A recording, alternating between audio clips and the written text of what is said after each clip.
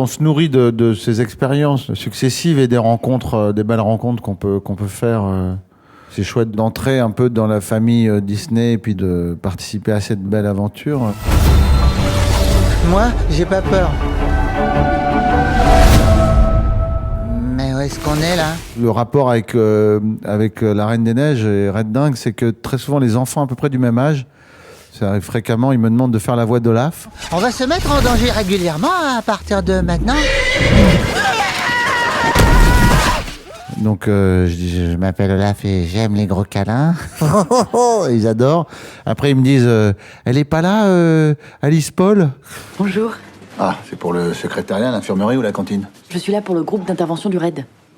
Parce qu'ils l'adorent dans Red Dingue et ils me disent, et le château, vous l'avez vraiment détruit ?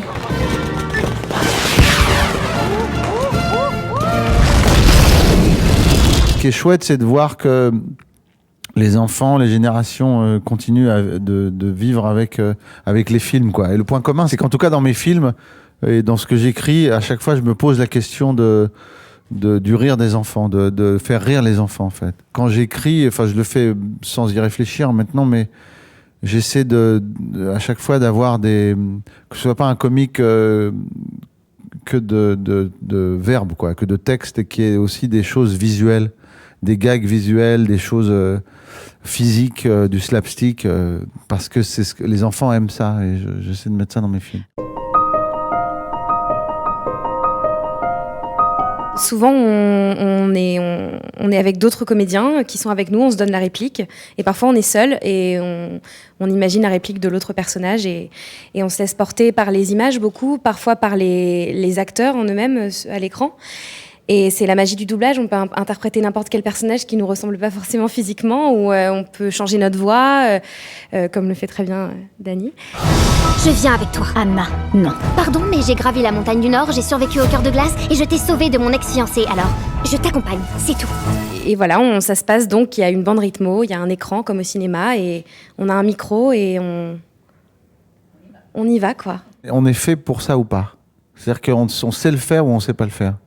Le doublage, cette histoire de bande rythmo, parce que la phrase arrive comme ça, puis elle arrive sur une barre rouge et il faut parler au moment où ça passe sur la barre. Et pour réussir à être spontané, être dans l'émotion, dans le jeu, tout en respectant la bande rythmo, on sait le faire ou pas. Il y a des doublages aussi, de post-synchronisation sur les films. Et il y a des acteurs, c'est une galère, un calvaire. C'est des acteurs de très très bons, fabuleux, très doués, mais qui n'arrivent pas à lire, à faire la bande rythmo. D'accord. Un lion ? Un ours blanc. Un monstre ? Un ours brun. Une fille en Un colère ? ours noir. Hans. Un monstre impitoyable. La plus grosse bêtise de ta vie ! Heureusement, tu lui as pas fait de bisous. C'est vrai que le regard du personnage dans le film d'animation est extrêmement important. C'est la première chose, c'est d'être dans les yeux. Il y a toujours l'œil, le petit pétillement dans le regard. Et je pense qu'une fois qu'on est dans les yeux, après on essaye d'être aussi dans la bouche du personnage, mais ça fait tout. Et ça nous aide, ça nous porte énormément. On a la chance d'avoir des dessins vraiment magnifiques où les personnages sont très très expressifs au niveau des yeux, des sourcils, des expressions. Donc ça nous aide à comprendre l'émotion, l'intention. Et surtout, moi, par exemple, pour Elsa, le phrasé de reine qu'elle a m'a de toute façon emmenée dans mes graves. Donc, j'ai même pas eu à trafiquer ma voix ou à graver ma voix. J'ai juste eu à trouver le phrasé qu'elle a vraiment quand elle parle. En plus, c'est très, très précis au niveau de sa bouche. Donc, je devais vraiment être très raccord à sa bouche. Et ça s'est fait, du coup, instinctivement.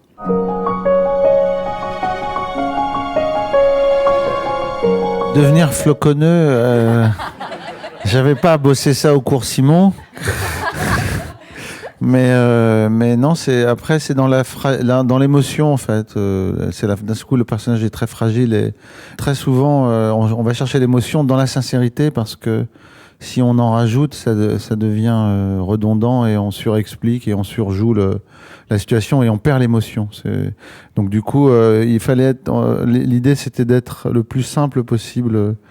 Dans cette scène qui est très émouvante et jubilatoire aussi à interpréter, à jouer, quoi. Puis à un moment donné, il y a la prise magique qui fait qu'on on le trouve et qu'on est à la fois dans le personnage et dans la sincérité du drame qui se déroule. Dis-moi, toi qui es vieille et qui sais tout, es-tu troublée par l'idée que dans la vie rien ne dure? Non. C'est vrai? Oh, waouh, j'ai hâte d'être aussi vieux que toi, comme ça je ne m'inquiéterai plus pour les sujets graves. Je suis le personnage quand je le joue, je me vois en Olaf en fait. Enfin, je me vois pas en fait, donc je suis Olaf. Non, mais ça, c'est vrai que c'est. Je disais, moi, j'ai revu le premier parce que mon inquiétude c'était d'avoir gardé de retrouver le même timbre et de retrouver le phrasé, enfin le personnage et voilà. Et j'avais gardé cette voix grâce aux enfants qui me le demandaient régulièrement depuis 6 ans. Il y a toujours un moment où on est dans le juste et on est dans le personnage et puis ça vient naturellement. Et quand je le fais, je pense par exemple au moment de bravoure où il fait le résumé et que c'est voilà. C'est sûr que je le vois la première fois, je fais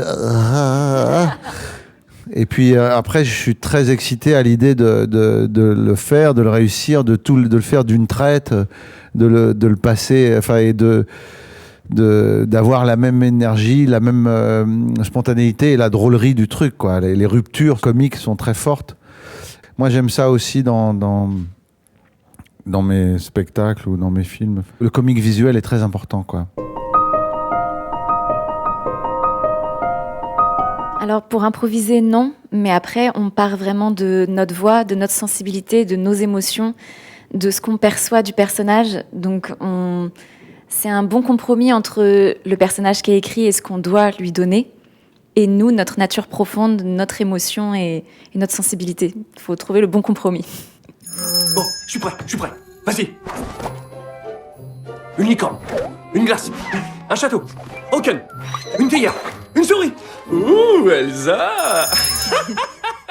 Olaf n'a pas le droit de faire ça, c'est de la triche. Dans le ton, dans le rythme ou on cherche quoi.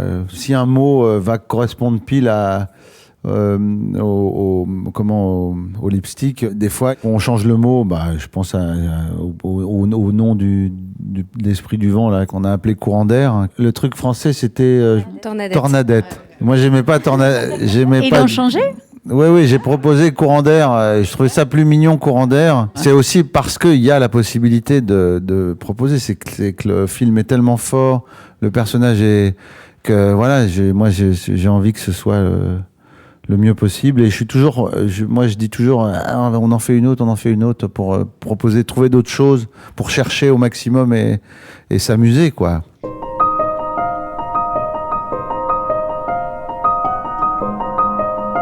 2 heures. 2 heures. Non. On arrive 1 heure, on mange et après. Est-ce qu'on est en quelques semaines, quelques mois, quelques jours? En fait, il faut combien de temps réellement? C'est extrêmement rapide. C'est ça aussi le doublage, c'est qu'on fait tout dans l'instant et c'est très rapide. Par exemple, c'est 2 jours de chant à peu près et 2 jours d'enregistrement du texte. Pour moi, c'est plus long que 2 jours de chant. Et on découvre tout sur le moment aussi. Nous, on a découvert les chansons en studio avec Emilou, donc le jour J. Et, vous avez enregistré le même jour? Exactement. On entend la version originale des interprètes et après on a le texte français et on passe. Moi j'ai passé 3 après-midi sur les chansons et après 2 après-midi sur les dialogues et c'était tout de suite dans la boîte. Moi j'ai travaillé vachement en amont. J'ai demandé la chanson pour la bosser et tout. Et après j'arrive le jour où on enregistre la chanson. Moi je suis plutôt angoissé qu'autre chose. J'ai bassiné mes enfants qui m'ont dit arrête avec la chanson, on n'en peut plus. Non, ils adorent, ils la connaissent déjà. Et c'était très impressionnant parce qu'on a enregistré ensemble avec Charlotte. Et d'un seul coup, on l'a fait chanter a cappella et j'étais fasciné par son timbre de voix. Dans un autre monde, dans un autre monde, dans un autre monde. Elsa, sors de là! Alors moi qui viens de l'univers de la comédie musicale, donc qui est beaucoup travaillé justement les œuvres qui viennent de Broadway. Je me suis vraiment retrouvée dans ce style musical avec la technique de Broadway, des grandes comédies musicales. Donc ça a été plutôt... Moi, c'est ma technique. Du coup, maintenant, je l'associe aussi à une technique française vu que c'est la mienne. Mais non, c'était plutôt naturel. Ouais. J'essaie de m'adapter complètement au style qui vient à moi. Et c'est des merveilleuses chansons très particulières. Je pense qu'elles ont quelque chose de très spécial. Elles sont compliquées, elles sont surprenantes. Je ne sais pas si ça appartient plus à une manière de chanter française ou américaine, mais je pense que même en français ou dans n'importe quelle langue dans lesquelles elles vont être traduites, il va y avoir le même effet. Ce qui m'a impressionné de le voir terminer, enfin de voir l'image hier, et de le partager avec des proches et puis le public, c'est le spectacle, le côté spectaculaire du film, l'émotion, la drôlerie et l'animation est dingue.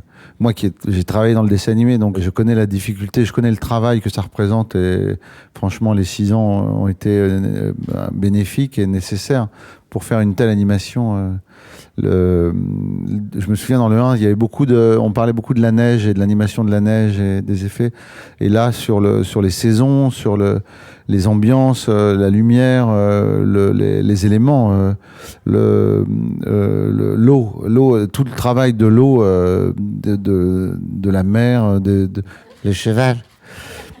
C'est incroyable, l'anime du cheval en eau et en glace aussi, à un moment donné, c'est très impressionnant. Et l'animation est dingue et on a envie de le revoir pour apprécier à nouveau ce travail d'animation qui est dingue. Et on peut même regarder le film en s'intéressant au décor, quoi, à la lumière des décors, il y a, je pense aussi à un moment donné où on est dans la grotte, le travail sur la pierre, sur les reflets, sur l'humidité ou les gouttes d'eau à un moment donné, c'est un truc de dingue. C'est à la fois très réaliste et en même temps c'est sublimé, quoi. C'est du réel sublimé. C'est très fort.